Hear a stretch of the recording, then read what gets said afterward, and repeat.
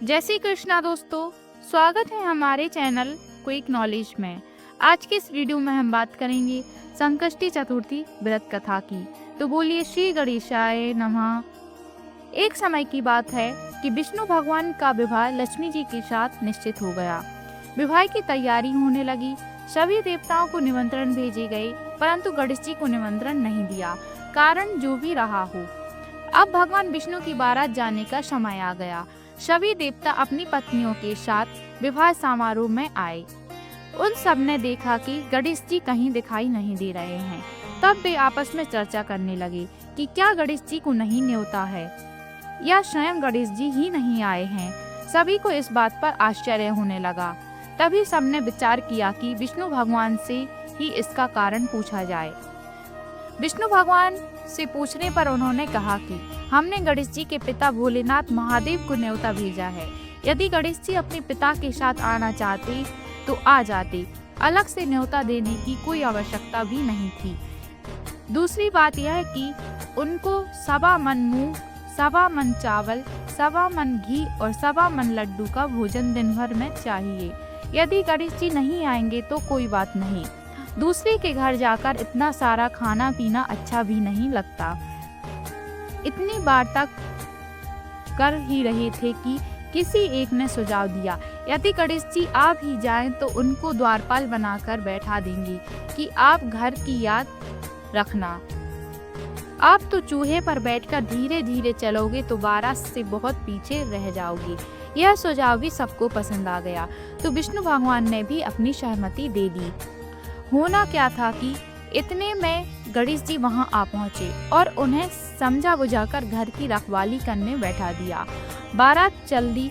तब नारद जी ने देखा कि गणेश जी को दरवाजे पर ही बैठे हुए हैं, तो वे गणेश जी के पास गए और रुकने का कारण पूछा। गणेश जी कहने लगे कि विष्णु भगवान ने मेरा बहुत अपमान किया है। नारद जी ने कहा कि आप अपनी मूषक सेना को आगे भेज दें तो वह रास्ता खोद देगी, जिससे उनके वाहन धरती में धंस जाएंगे। तब आपको सम्मान पूर्वक बुलाना पड़ेगा। अब तो गणेश जी ने अपनी मूषक सेना जल्दी से आगे भेज दी और सेना ने जमीन पोली कर दी। जब बारात वहां से निकली तो रथों के पहिए धरती में धंस गए। लाख कोशिश करें परंतु पहिए नहीं निकले।